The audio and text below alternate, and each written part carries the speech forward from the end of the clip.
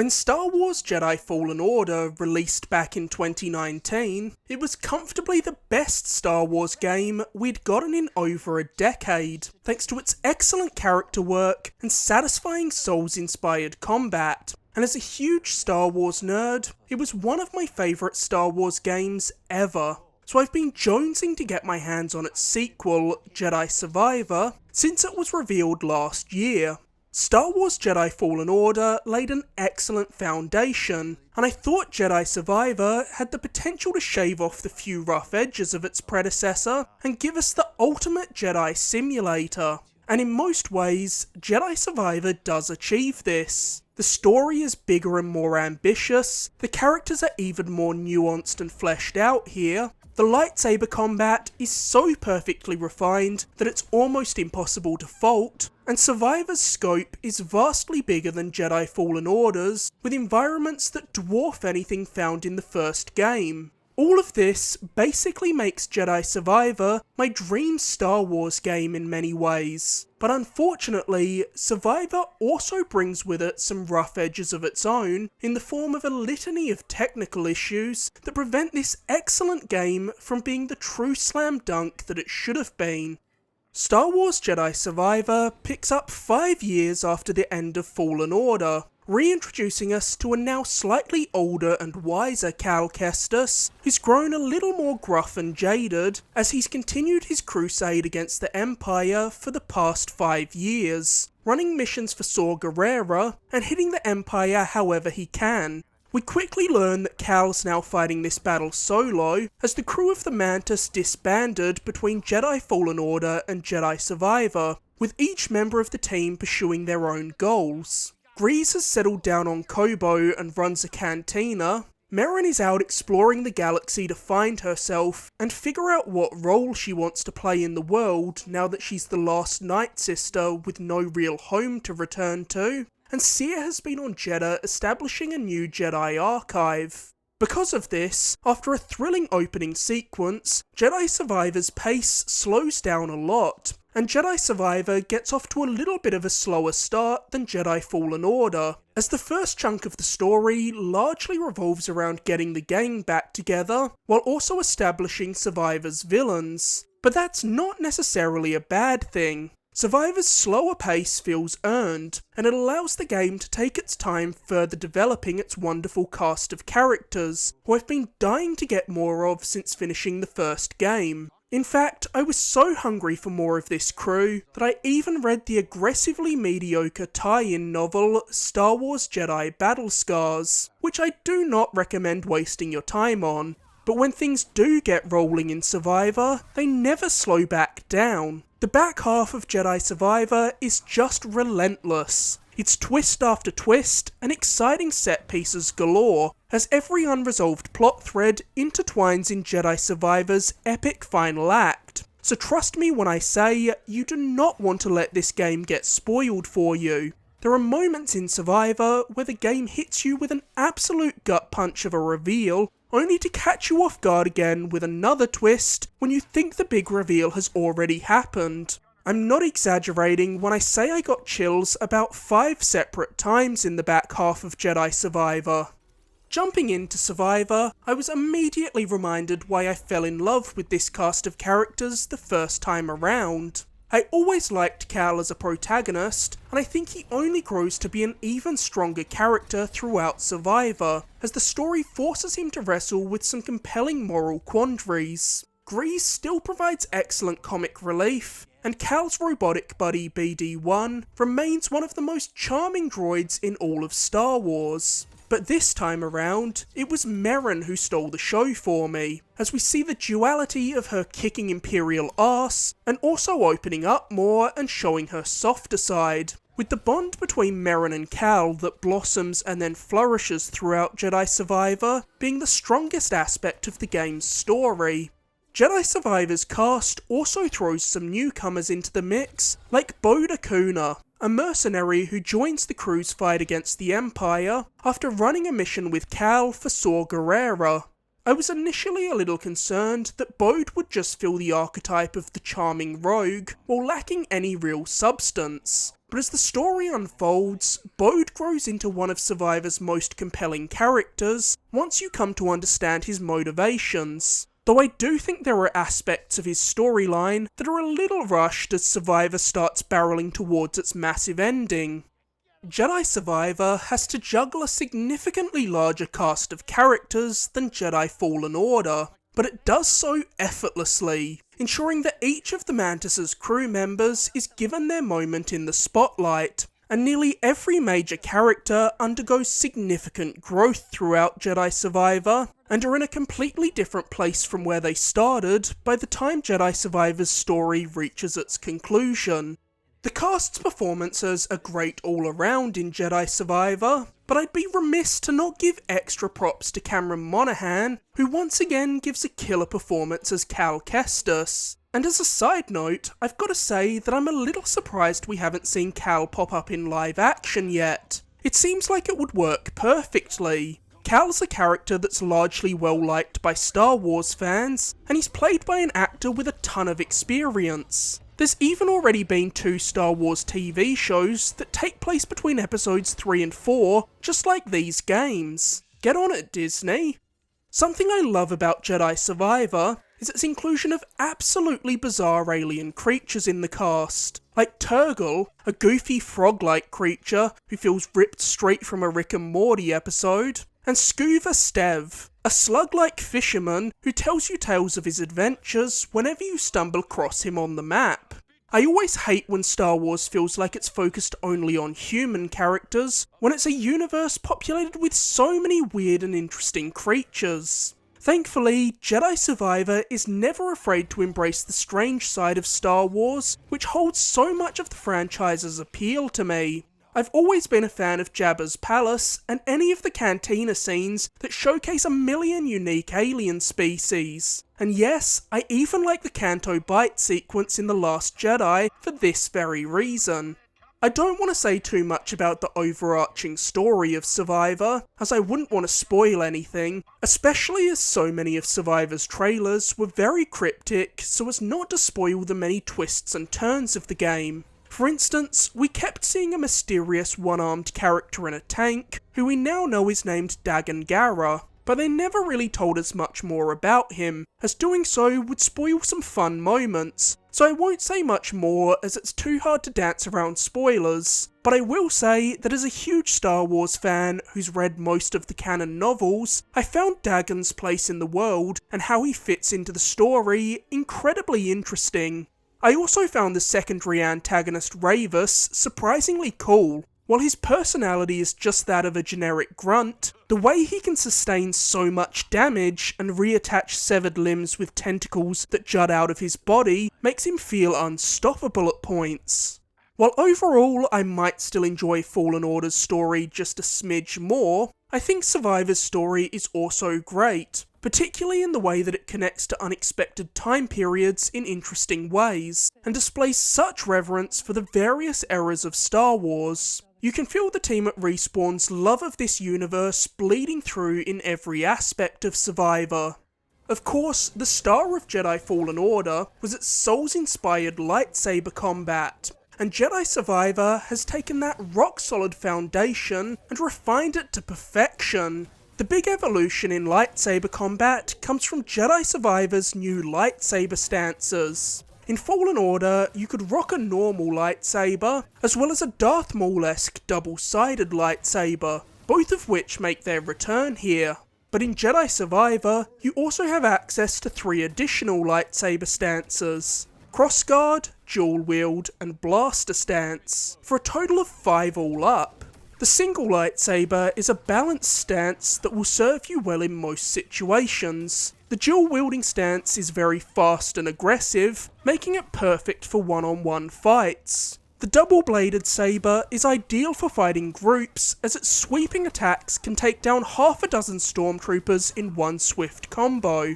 The blaster stance allows Cal to fight one-handed with his lightsaber, while using a blaster in his other hand to keep distant enemies at bay. And the crossguard stance allows Cal to use a big heavy lightsaber with a crossguard, similar to Kylo Ren's. This saber's strikes are very slow, but deal huge damage if they connect.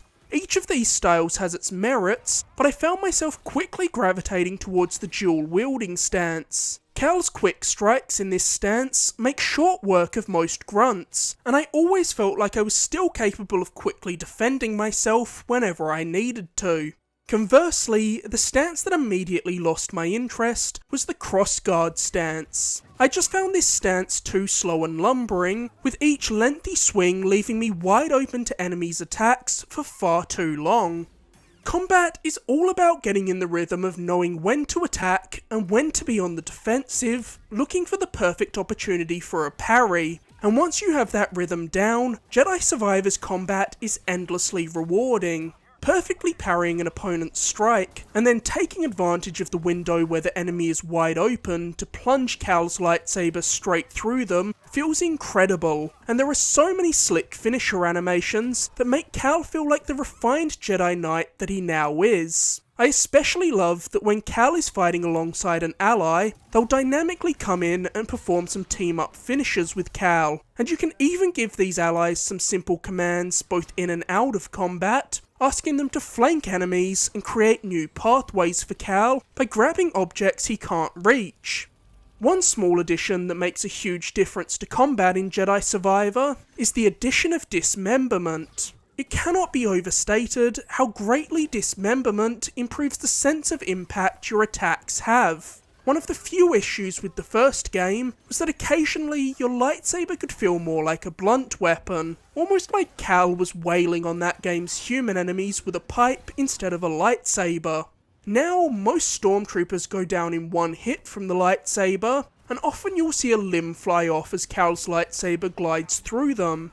This makes his lightsaber feel like the truly powerful weapon that it is. After all, a stormtrooper shouldn't be able to take several hits from a lightsaber and still be standing. Of course, Cal wouldn't be a Jedi if he wasn't also taking full advantage of all the abilities the Force grants him. So you'll be pushing and pulling enemies, lifting them into the air, then slamming them straight down into the ground, and pulling enemies together into one big bunch to clear them out with one clean swipe of your lightsaber. Cal can also use his Jedi mind tricks to confuse enemies and force them to fight one another.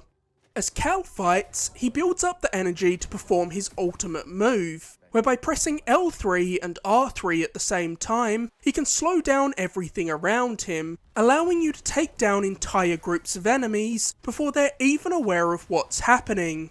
What I love about Survivor's combat above all else is that it gives you so much room to experiment and come up with fun ways of taking out enemies, be it picking up their shield and using it to block blaster fire before flinging it straight back at its original owner, stopping an enemy's blaster bolt in mid-air before dragging them into it to kill them with their own attack, or even tossing an enemy off a cliff with the Force to avoid fighting them altogether. I sincerely find it hard to fault anything with the combat in Jedi Survivor. Everything feels exactly how you would hope it would. In my opinion, Respawn has perfected what lightsaber combat should feel like in a game. Star Wars Jedi Survivor also deserves a lot of credit for how robust its lineup of enemy types is, which helps keep me excited to jump into every fight as I scour the world, cleaning up all the optional tasks I passed by while completing the main story. You will still be fighting a lot of stormtroopers, but there are also tons of alien animals and a surprising amount of prequel-era enemies in the form of various battle droids, which makes Jedi Survivor feel like it's actually bridging the gap between the prequels and the original trilogy in a way that very few of the other projects set between Revenge of the Sith and A New Hope do. And for whatever reason, I found myself enjoying the goofy humour that the battle droids bring far more here than I ever did in the prequels and the Clone Wars, where I usually found them quite grating. There's just something about them that works better for me within the context of a game.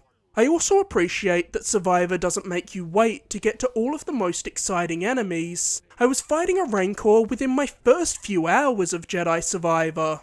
The most memorable fights in Jedi Fallen Order were the one-on-one lightsaber duels, and they remain the highlight in Survivor as well. Jedi Survivor features some exceptionally well choreographed lightsaber duels that not only blow anything from the first game out of the water, but bring a level of spectacle that no prior Star Wars game can match. As a matter of fact, the duels here are frankly a lot more creative than most of the ones we see in the Star Wars movies and TV shows. While the combat in Respawn's Star Wars games draws heavy inspiration from FromSoft's Souls games, they're in no way even remotely as punishing as those games, so if you're turned off by that aspect of Souls games, don't fret, you'll be just fine here. That's not to say that there aren't some tough fights in Jedi Survivor. There are a handful of bosses, especially optional ones, that will likely whoop your ass a couple of times when you first encounter them, but there's nothing here that will have you banging your head against a wall for hours on end. Like with Jedi Fallen Order, the Souls inspiration extends far beyond just the combat in Jedi Survivor. You call on BD1 to give you health stims that work just like Dark Souls Estus flasks. There are countless shortcuts scattered around the environment that once unlocked allow you to get back to locations deeper in an environment faster if you die, and you've still got meditation points that function like Dark Souls bonfires, allowing you to rest and refill your health, restock your stims, and learn new skills. And yes, just like in Jedi Fallen Order or Dark Souls, resting at one of these points will cause all of the normal enemies in the area that you've already killed to respawn. Though in Jedi Survivor, these meditation points can also be freely used as fast travel points, which makes revisiting planets after the story infinitely easier, fixing one of the few major grievances I had with Jedi Fallen Order. The biggest improvement over Fallen Order in Jedi Survivor is its increased focus on mobility. Getting around these maps feels completely frictionless, and you can really feel Respawn's Titanfall DNA when you're wall running, double jumping, and grappling across the environments. Everything feels so fast and smooth, and I don't know if there's ever been a situation where the addition of a grappling hook doesn't make a game better. As Cal continues his journey, he gains more traversal abilities like a mid-air dash, and Respawn does a fantastic job of creating clever environmental playgrounds that force you to use all of Cal's abilities in unison, with the introduction of things like grapple points that Cal can springboard off of, and barriers that reset Cal's flip and dash uses after he dashes through them, allowing you to keep Cal's feet off the ground for lengthy stretches.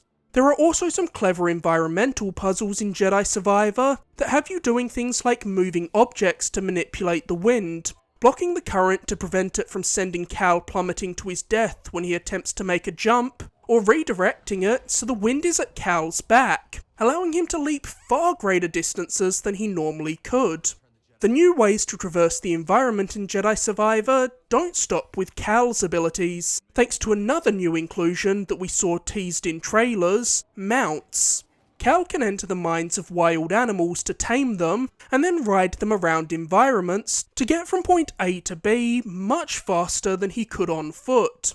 These creatures also factor into some of Jedi Survivor's traversal puzzles, with certain creatures letting Cal glide across huge gaps, and others being able to run up slippery paths that Cal would normally slide right back down. Cal can even perform the classic Mario move of jumping from his mounts back in mid-air to get to platforms that would normally be out of reach. And it's always worth looking for this kind of hard-to-reach spot, as you never know when you'll stumble across an upgrade like a stim canister that increases the amount of healing items BD1 can carry, or a hidden chest that contains new cosmetic items. Star Wars Jedi Survivor features some breathtaking action set pieces that can give even Uncharted a run for its money. I won't spoil them for you, as these moments are much better experienced for yourself, but there's one set piece with Cal and Merrin that's among the best I've ever experienced in a game, and I know if you've already played this game, you know exactly what moment I'm talking about. And there's another moment towards the end of the game involving a chase that had my pulse racing. Like in Jedi Fallen Order, Jedi Survivor allows you to customize the appearance of Cal, his lightsaber, and BD1. Though the customization options are far more robust this time around, allowing you to give Cal different haircuts and beards, and equip him with countless combinations of shirts, jackets, and pants. And thankfully in Jedi Survivor, there's not a poncho in sight. though I did appreciate that Respawn included a line making fun of the abundance of ponchos in Jedi Fallen Order. It's always nice to see a developer that can poke fun at themselves. It's also awesome just how granular lightsaber customization is, allowing you to change not only the colour of your blade, but each component of the lightsaber, along with the colours and materials of each of these components. Jedi Survivor takes Cal and company on a galaxy-sprawling adventure that spans some of the Star Wars universe's most interesting locations like Koboh and Jeddah. And let me tell you, Coruscant has never looked better. And even after finishing the story, there's still so much to see and do in Jedi Survivor, with the game's planets being filled with optional fights, collectibles like objects that Cal can sense force echoes through, allowing him to relive the memories of others, providing a ton of great lore, rumours that lead you to new side missions, and bounty hunts, all of which I wanted to complete because I would take any excuse to spend more time in this world. A neat inclusion in Jedi Survivor is that your home base on Koboh continues to expand and evolve throughout the game as Cal meets new people and sends them back there. You'll find a DJ for the cantina who can play whatever music you request, new merchants, there's an aquarium where you can view all of Scuva Stev's catches, and even a communal garden where you can plant seeds that you've collected on your adventures to grow a variety of plants. But the biggest draw to Koboh that had me regularly returning to Greaser's Cantina is Holotactics, a mini-game that you can play upstairs with more opponents popping up to challenge the further you get into the game. Holotactics is essentially an auto-battler like auto chess, where you and your opponents both place a series of pieces and then watch them duke it out until one player's team is wiped out. But the coolest part of Holotactics is that all of your game pieces are enemies that you've battled in the game. Once you've defeated an enemy, you can ask BD1 to scan them, and then the next time you're playing Holotactics, they'll be available for you to use as a game piece. I always love a good mini-game, and Holotactics is the perfect little time waster. I haven't been this enamoured with a mini-game since Orlog in Assassin's Creed Valhalla. Unsurprisingly, the music in Star Wars Jedi Survivor is incredible. But come on, Star Wars music is always awesome, so it was pretty much a given that the music would be good here. And like the first game, Jedi Survivor has some incredibly unique music that sounds unlike anything we'd previously heard in the Star Wars universe. Star Wars Jedi Survivor is a great looking game, filled with beautiful environments, stunning lighting, and excellent facial animation. There's certainly nothing in this game that looks anywhere close to as rough as the Wookiees did in Jedi Survivor. Unfortunately, the game is bogged down by significant performance issues. I played Jedi Survivor in performance mode, and my experience was still marred by frame drops, screen tearing, and pop-in. Even the cutscenes would occasionally chug. And as if that wasn't bad enough, I also ran into a handful of bugs in Jedi Survivor. The game crashed several times, including a hard crash within my first hour with Jedi Survivor. The game would randomly disable performance mode between sessions, and at one point I had to restart Survivor as I encountered a door that wouldn't open, blocking me from getting to the next objective. It seems like Jedi Survivor could have used a couple more months in the oven to smooth out these issues. But despite all of these problems, I still love Jedi Survivor, and I guess it says something that none of them were enough to deter me from playing the game. These kind of issues would have certainly forced me to put down a lesser game, but Star Wars Jedi Survivor's sublime combat, frictionless traversal, cast of characters who are among the best not only in a Star Wars game, but the entire Star Wars universe, and the way it brings to life iconic Star Wars locations in a way that no other game has, meant that I didn't want to do anything but play Jedi Survivor until I rolled credits. This is undeniably the best a Star Wars game has ever felt to play. It's just a shame that the persistent technical problems prevent it from being the truly exceptional experience that it should have been.